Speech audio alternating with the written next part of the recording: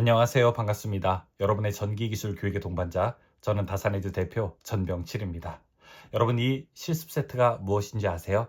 여기 전선이 감겨 있는 코일이 있고요. 그리고 이 집게를 이용해서 LED 램프가 하나 있습니다. 제가 이 LED 램프를 켜보겠습니다. 어떻게요? 무선으로요.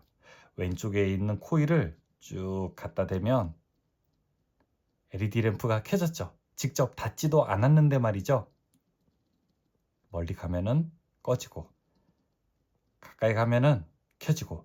오늘은 여러분과 함께 이 원리, 무선 전력 전송의 원리를 직접 이론과 함께 실제 실험으로 풀어보겠습니다. 그럼 지금부터 시작할게요.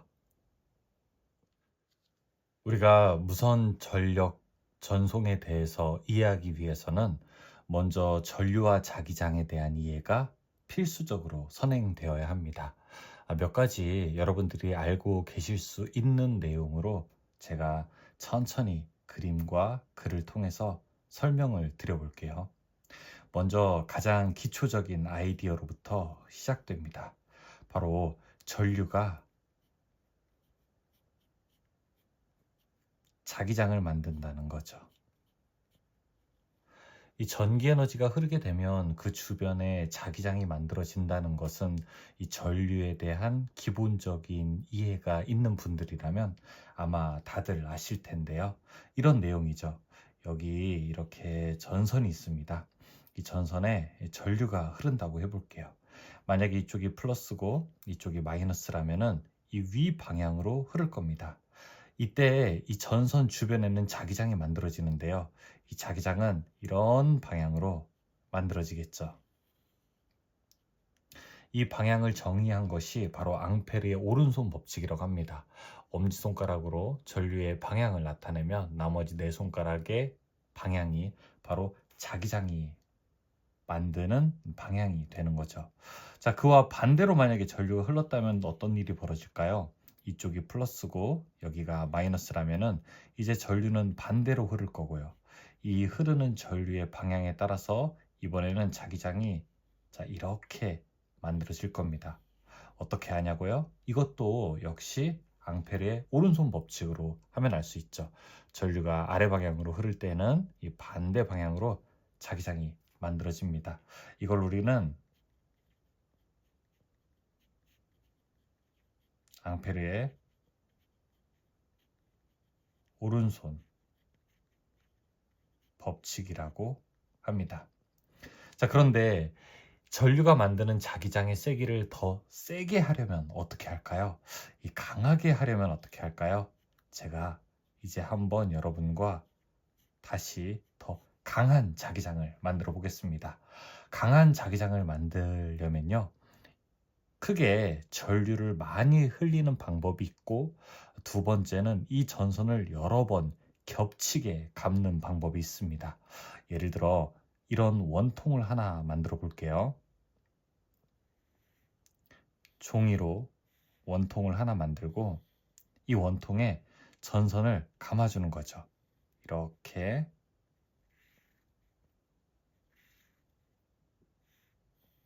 전선을 감아줬습니다. 여기가 플러스를 주고 이쪽이 마이너스를 줘볼게요. 그럼 전류의 방향은 이렇게 흐르고 다시 돌아와서 이 방향으로 이렇게 흐르겠네요. 그쵸? 그러면 이때 자기장은 어느 방향으로 만들어질까요? 전선의 방향, 전류의 방향이 이렇게 감기게 되면서 자연스럽게 엄지손가락이 오른쪽으로 향하기 때문에 이쪽으로 자기장이 발생하게 되고, 이 자기장의 발생을 우리는 N극이라고 합니다. 그러면 이렇게 자기장이 만들어질 테니 이 반대의 극성은 바로 S극이 될 겁니다. 정말 신기하지 않나요? 저는 이 내용을 볼 때마다 신기한 것 같아요. 근데 이것과 함께 방향을 바꾸면 어떤 일이 벌어질까요? 똑같이 제가 이렇게 원통을 만들어 놓고요. 이 원통에 똑같은 방향으로 한번 감아 볼게요. 자, 이렇게 똑같은 방향으로 전선을 감고, 이제는 위쪽을 플러스를 주고 아래를 마이너스로 줘볼게요. 그럼 전류의 방향은 이런 식으로 방향이 만들어지겠죠. 이런 식으로 전류의 방향이 만들어졌다면 이제 내 손가락이 이렇게 감는 방향이 될 거고, 자연스럽게 엄지손가락은 왼쪽을 향하게 됩니다. 맞아요. 이번에는 이 왼쪽이 N극이 되고요. 자, 이 오른쪽 부분은요, S극이 되는 것을 우리는 알 수 있습니다. 자, 어때요? 전선의 방향은 변하지 않는 상태에서 전류의 방향을 바꿨더니 이 극성이 바뀌게 되었어요. 마치 자석의 N극, S극이 바뀌는 것처럼 말이죠. 어떻게? 이 왼쪽에 있는 앙페르의 오른손 법칙 때문에 바로 이런 일이 발생합니다. 그러면 저는 더 많은, 더 강한 자석을 만들기 위해서는 어떤 행동을 하면 될까요? 자, 여기에 있는 횟수를 더 많이 감아주면 되겠죠. 전류를 크게 흘리는 것은 부담이 많이 되니 저는 더 강한 자석을 만들기 위해서 횟수를 더 강하게 만들 겁니다. 이 원리가 바로 전류와 자기장을 나타내는 기본 원리를 설명하고 있습니다. 어때요? 여기까지 이해가 되셨나요? 맞아요. 이 전류와 자기장에 대해서 잘 알고 있는 분이라면 여기까지는 이제 충분하게 아실 거예요. 그러면 자연스럽게 두 번째로 넘어가죠. 두 번째는 전류가 자기장을 만들 수 있지만 자기장도 전류를 만들 수 있다는 겁니다. 이걸 우리가 흔히 이제 유도 기전력 이렇게 이야기하는데요. 유도 기전력을 설명하기 위해서는 이제 반대되는 아이디어가 필요합니다. 제가 여기다가 종이로 만든 이 원통을 하나 넣어 볼게요. 왜 이렇게 만드냐면은 여러분이 만약에 이렇게 2차 평면상에서 제가 그림으로 설명해야 되기 때문에 그림으로 설명할 때는 코일 감는 것을 나타내는데 이러한 형식이 더 좋기 때문에 그렇습니다. 자, 여기 이렇게 전선을 감고 이 종이 원통에 자석을 한번 넣어 볼게요.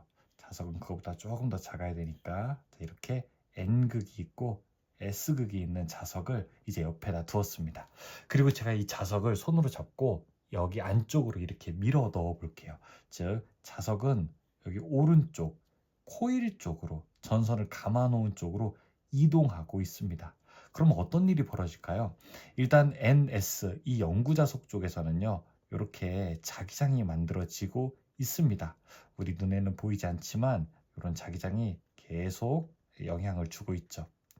갑자기 이 오른쪽에 있는 코일은 물리적으로 안정적인 상태인데 자기장이 훅 들어오게 되죠. 자기장이 훅 들어오게 되면은 이쪽에서는 평형을 깨진 상태에서 다시 평형을 만들기 위해서 여기서도 반대 방향에 자기장이 갑자기 생겨버리게 됩니다. 자, 이런 식으로 말이죠. 이런 방향, 그리고 이런 방향으로 자기장이 생기죠.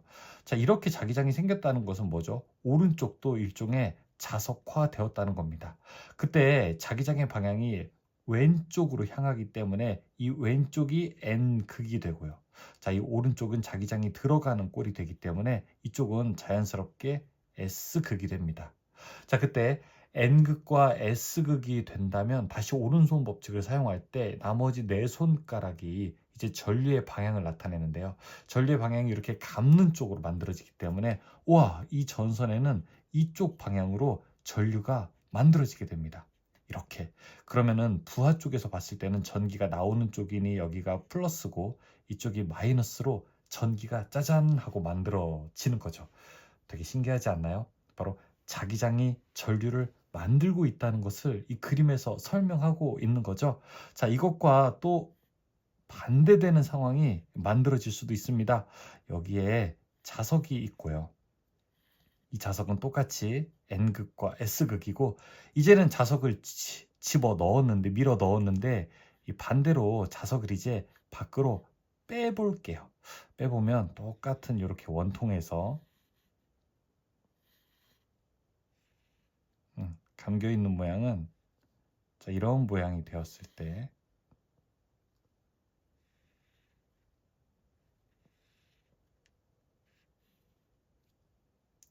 자석을 왼쪽으로 빼게 되면 이동하게 되면은요. 이제는 오른쪽 코일에서는 자기장이 감소하는 현상이 생기게 됩니다. 왼쪽은 갑자기 이 코일의 자기장이 증가하게 됐고요. 오른쪽은 자기장이 감소하는 영향이 생기게 되죠. 자기장이 감소하면 어떤 일이 벌어질까요? 이 자기장이 다시 가지 말라고 이 반대로 이제 자기장이 만들어지게 됩니다. 이쪽 방향으로.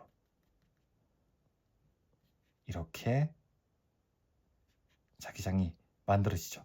그러면 엄지손가락으로 보았을 때 여기 오른쪽이 N극이고요. 왼쪽이 S극이니 아까와는 이렇게 반대로 이제 오른쪽이 N극이 되고요. 이 왼쪽이 S극이 되고 이때 흐르는 전류의 방향은 여기 다시 오른손에 있는 내 손가락의 방향이 되어서 감는 방향으로 만들어집니다. 감는 방향으로 만들어지니 이렇게 흘러가고 반대가 되어서 자 여기에는요 이쪽이 플러스가 되고 이쪽이 마이너스가 됩니다. 즉 왼쪽 그림에서는 자석을 집어 넣을 때는 여기가 마이너스 플러스였는데 자석을 이제 뺄 때에는 플러스 마이너스가 됐죠. 자, 이 이야기를 누가 했죠? 맞아요, 여러분. 많이 들어보셨을 텐데 바로 렌츠가 이야기합니다. 유도기전력은 자석의 이쪽은 증가 그리고 이 왼쪽은 감소를 방해하는 방향으로 만들어진다는 거죠. 이게 바로 렌츠의 법칙이죠. 앙페르의 오른손 법칙과 함께 렌츠의 법칙이 바로 이 유도 기전력에 대한 방향을 설명하고 있습니다. 여기 유도 기전력이 만들어지는 크기를 또 식으로 알 수 있어요. n하고 델타 t분의 델타 어떻게 되죠? 파이만큼. 이 자기장의 크기만큼 결국에는 시간의 변화에 따라서 유도 기전력이 만들어진다는 겁니다. 바로 이 식을 설명하는 식이 또 패러데이 법칙인 거죠. 결국에는 내가 더 많은 전기를 여기서 얻고 싶다면 어떻게 해야 될까요? 권수 n을 많이 감아라. 그 다음에 시간에 따른 자속 변화를 더 크게 해라 이겁니다. 그래서 시간에 따라서 자속의 변화가 커야 되기 때문에 달라져야 되기 때문에 그러니까 시간에 따른 자속 변화가 있어야 되기 때문에 그래서 직류는 이런 방식으로 전기를 만들 수 없는 것이 되는 거죠. 자, 여기까지 이해되셨습니까? 그러면 이제 결론을 한번 우리가 해볼게요. 결론 1. 전류는 무엇을 만든다? 자기장을 만든다. 결론 2. 자기장은 무엇을 만든다? 전류를 만든다. 그러면 결국 이 전류는 자기장으로 한번 탈바꿈된 다음에 다시 전류로 탈바꿈할 수 있겠네요. 무슨 말이죠? 자, 여기 전류가 있다면 이 전류는 어떤 모양? 자기장의 모양으로 바뀌게 된다면 다시 이 자기장은 전류로도 바뀔 수 있겠네요. 맞습니까? 네, 좋습니다. 이렇게 전기는 자석으로 바뀔 수 있고 자석은 다시 전기로 바뀔 수 있는 게 재미있는 이 전기 에너지의 세계죠. 제가 한 페이지 이렇게 또 넘겨볼게요. 그러면 이런 원리를 통해서 이제 재밌는 걸 만들어 볼 수 있어요. 자, 어떤 걸 만들어 볼 수 있냐면요. 여기 왼쪽에다가 제가 전선을 이렇게 여러 번 꼬아놨습니다.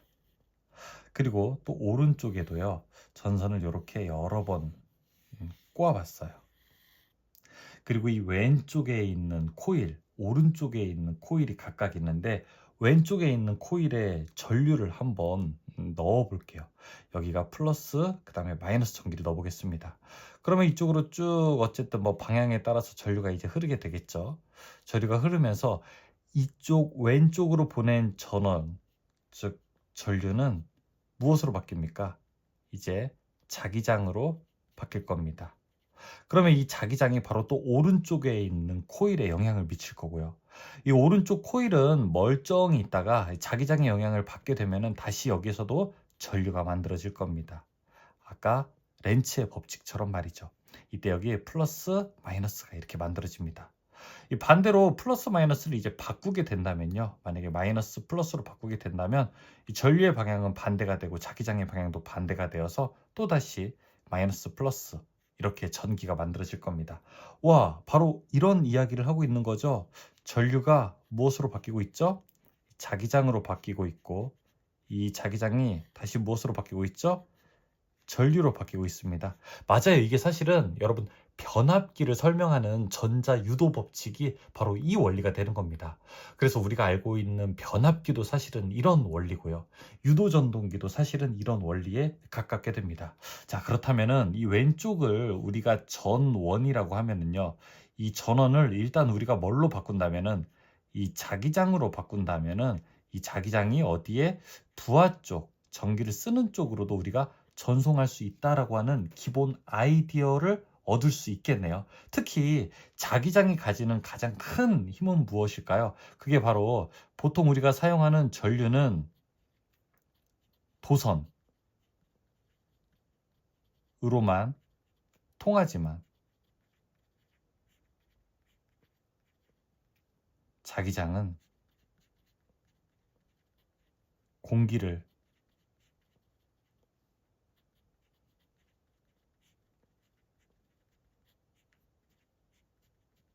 통과할 수 있게 되는 거죠.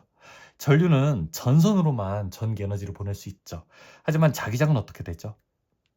전선이 없어도 공기 중에서도 여러분 그 자기력을 전달할 수 있게 되는 거죠. 맞아요. 바로 이 기본적인 원리가 바로 무선 전력 전송이 가능하게 되는 것입니다. 제가 그래서 여러분께 이제 실제로 실험된 것을 한번 보여드려야 될 것 같아요. 자, 여러분 요 그림을 기억하십시오. 전류가 있고 공기 중을 통해서 다시 2차 측으로 전송이 되는 아이디어를 잘 보셔야 됩니다. 제가 실험 장치를 하나 만들어서요. 여기 왼쪽에 교류 전원이 들어오도록 이렇게 코일을 감아 봤습니다. 여러분 이렇게 보시면 전선을 여러 번 감은 코일이 이렇게 보이죠. 이쪽에 전원을 투입해 보겠습니다. 제가 지금 전원 버튼을 이렇게 눌렀어요. 그래서 여기서는 보이지 않지만 이렇게 이제 막 자기장이 만들어지고 있습니다. 자, 그리고 이제 오른쪽에는 뭘 가져왔냐면요. 이렇게 전구를 가져왔어요. 그런데 이게 이제 220V를 쓰는 전구가 아니라 LED 전구입니다. 이 LED 전구에 이렇게 집게를 연결해서 제가 코일을 연결해 놨습니다. 즉 어떻게 되는 거예요? 여기 코일에 LED 램프가 연결되어 있는 구조가 되는 거죠. 자, 이렇게 좀 보여드려야 되겠네요. 그쵸? 자, 보이십니까? 제가 이 상태에서 이제 이 코일을 가까이 대보겠습니다. 이론적으로라면, 우리가 배운 거대로라면 어떻게 해야 될까요? 여기서 만들어낸 자기장이 2차 측에 영향을 주어서 바로 여기 LED 램프가 켜져야 되겠죠? 지금은 조금 멀리 있기 때문에 안 되는데 좀 가까이 가보겠습니다. 점점 좀 가까이 가볼게요. 자, 여러분 어때요? 불이 켜지는 게 보이시나요? 지금 여기 이렇게 제가 살짝 이렇게 다른 조명을 가리고 다시 오른쪽으로 가보겠습니다. 불이 꺼지죠. 다시 왼쪽으로 가면은 불이 켜지죠. 자, 이렇게 오른쪽으로 가면은 불이 꺼지죠. 이게 우리 눈에 보이지는 않지만 어떻게 되고 있는 겁니까? 왼쪽에서 들어오는 전기 에너지가 자기장으로 공기를 통과해서 자, 오른쪽에 있는 코일로 들어가서 이쪽으로 전력이 전송되고 있는 겁니다. 자기장이 가지고 있는 가장 큰 힘 중에 하나가 바로 무선으로 전력을 보낼 수 있다는 거죠. 여기다가 만약에 제가 중간에 이렇게 종이를 넣더라도 어떻습니까? 자기장은요. 당연히 종이를 통과할 수 있기 때문에 무선 전력 전송이 가능합니다. 지금 불 켜 있는 상태고 돌아간다면 이렇게 꺼지게 되죠. 자, 이렇게 켜지는 걸 알 수 있습니다. 제가 촬영용 조명을 좀 꺼볼게요. 자, 이렇게 되면 조금 확실하게 보이시나요? 조금 더 밖으로 가볼게요. 꺼지고 자, 켜지는 걸 알 수 있죠. 다른 걸로도 한번 실험을 해볼까요? 제가 지금 가지고 있는 것 중에 하나가 여기 휴대폰 무선 충전기가 하나 있습니다. 휴대폰 무선 충전기도 똑같은 원리로 작용하고 있기 때문에 제가 휴대폰 무선 충전기를 이용해서도 혹시 전기 에너지가 전송이 되어서 이 램프를 켤 수 있는지 한번 보겠습니다. 자, 여기다가 이렇게 딱 올리면은 어때요? 자, 이렇게 펄스파가 만들어지는 형태라고 하는 것을 알 수 있으면서 램프가 점등되는 것을 볼 수 있죠. 자, 이게 바로 무선 전력 전송의 기본 원리가 됩니다. 그런데 여러분이 사용하는 이 무선 전력 전송의 원리를 알기 위해서는 우리가 전류와 자기장에 대한 기본 이해가 꼭 필요합니다. 그리고 그것을 이해하기 위해서는 전류의 특징, 그 다음에 자기의 특징, 이런 것들을 알고 있어야 되겠죠. 오늘은 여러분과 함께 무선 전력 전송의 기본 원리를 알게 되었습니다.